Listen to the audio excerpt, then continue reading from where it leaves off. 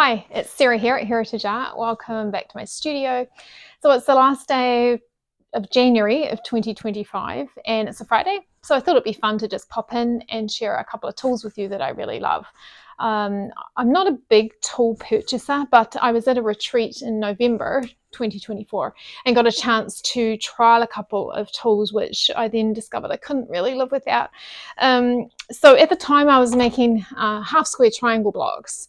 And someone said, have you got a block lock ruler? And I hadn't heard of that. Anyway, I have now a block lock ruler, and they come in different shapes and sizes, I believe. But you'll see this frosted bit down the middle. It's actually a cutout.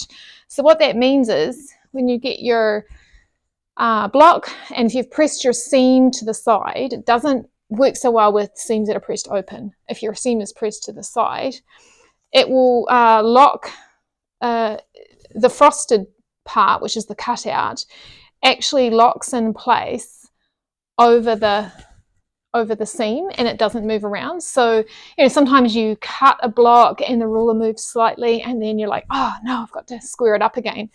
It doesn't happen with the block lock ruler. And the great thing is too that it doesn't stretch your triangle because it doesn't move.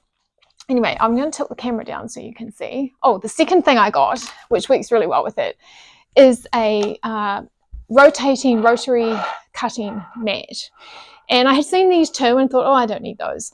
But the great thing about these is when you put your block on it with the ruler, it means that particularly for triangle blocks, you can, say, cut two sides and then swivel it around and then pull the ruler back and cut the final two sides, and you're not having to lift it up and put it down, and that process risks warping the block slightly. So again, you get a much more accurate block. So I'll just show you down here a little bit so you can see.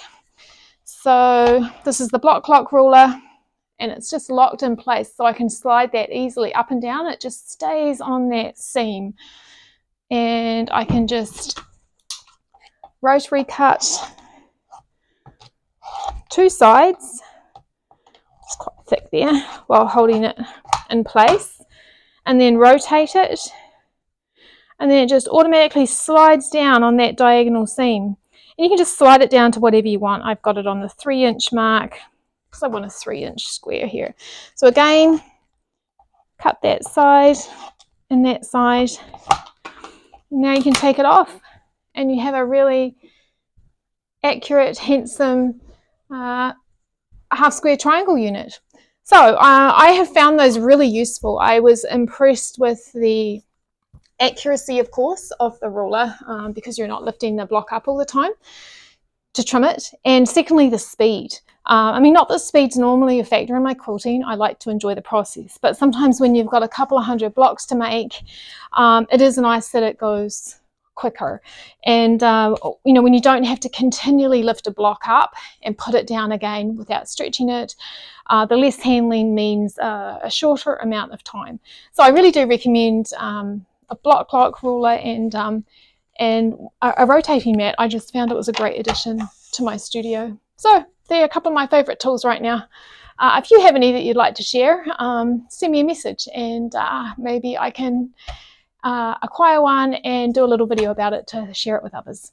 Thanks.